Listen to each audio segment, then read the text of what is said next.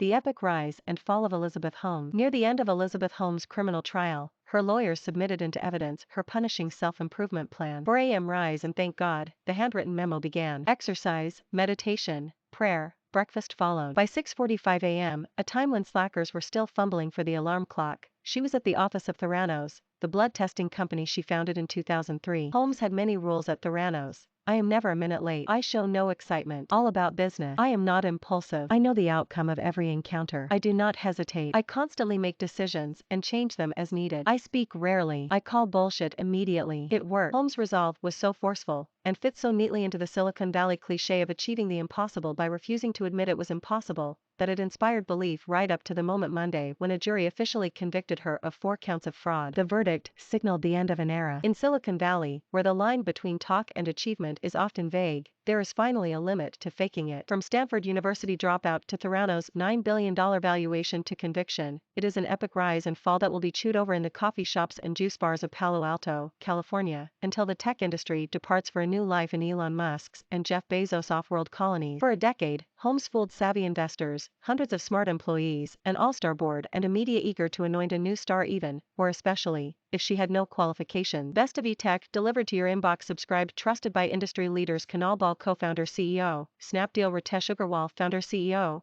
Oyo Deepinder Goyal co-founder CEO, Zomato. Just as Silicon Valley is a cartoonish version of American notions about the virtues of hard work and getting rich quick, so Holmes was a heightened version of Silicon Valley. As her self-improvement scheme made clear, she was trying to turn herself into a machine that had no time for anything but work. This was not for her own benefit, of course, but humanity. She perfectly encapsulated the Silicon Valley credo that tech was here to serve us, and never mind exactly how it did it, the billions it was making, or whether it even worked. Whenever anyone, a regulator, an investor, a reporter, wanted to know a little more about exactly how the Theranos machines functioned, the company cried trade secret. The real secret, of course, was that Theranos didn't have any trade secrets, because its machines didn't work. But her answer worked for a long time. Hiding fraud behind the imperatives of secrecy wasn't the only way Holmes' actions were rooted in tradition. Her self-improvement plan dated back to Ben Franklin, but found its most indelible expression in F. Fitzgerald's creation of Jay Gatsby, the mysterious, alluring, handsome millionaire who also ran a few swindles. Gatsby was practically Holmes' brother. He, too, got where he was with a schedule and rules, in his case written inside a book when he was a striving youth. 5 p.m. to 6 p.m.,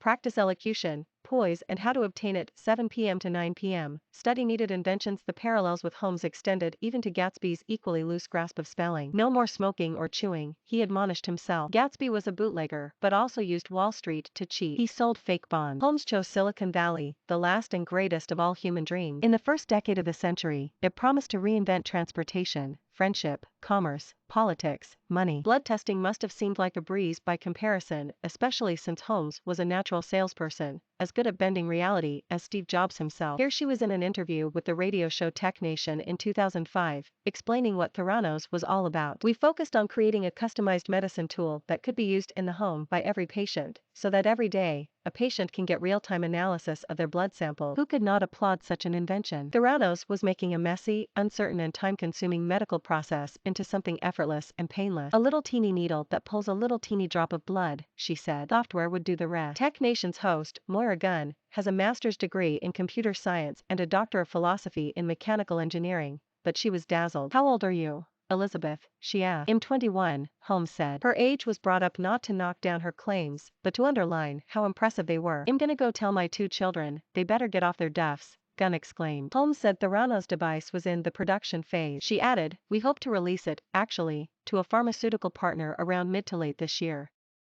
13 years later, when the company dissolved, it had never successfully released a device. In 2005, however, even reinventing blood testing at 21 was not enough, so deep was our expectations of genius. Holmes was asked about her future, and gave the stock Silicon Valley response, you ain't seen nothing yet. Theranos already had the next generations of its device in prototype, she said. It was miniaturized to make it even faster, to make it more high throughput. It would be automated, you don't even have to touch your finger on the device. So in one of the first media interviews Holmes ever did, she said Theranos had a working device that would be able to analyze your health without actually touching you. No one called her on it. No wonder she and her deputy and boyfriend, Ramesh Balwani, the company's chief operating officer known as Sunny, thought they could brazen it out in the Silicon Valley tradition until they had something that actually worked. This is a credulous age. William Perry, a Theranos board member, was Secretary of Defense under President Bill Clinton, a mathematician, engineer and Stanford professor. Not, in other words, a fool with regard to Silicon Valley. Yet he told the New Yorker in 2014 that Holmes has sometimes been called another Steve Jobs. But I think that's an inadequate comparison. She has a social consciousness that Steve never had. He was a genius. She's one with a big heart. Jobs, who died in 2011, might as well have been a recruiter for Theranos. Adam Rosendorf, a lab director at Theranos, testified during Holmes' trial that he thought the company was going to be the next Apple. He applied for the job after reading a biography of the Apple co-founder. The whole excitement around Steve Jobs was very compelling to me, he said. I wanted to make a more global impact on healthcare, and I thought that joining a diagnostics company would help me do that. Rosendorf grew disillusioned before Theranos' misleading claims were exposed, but Perry stuck it out until December 2016, when the startup was forced to change its board in a futile attempt to survive. With believers like these,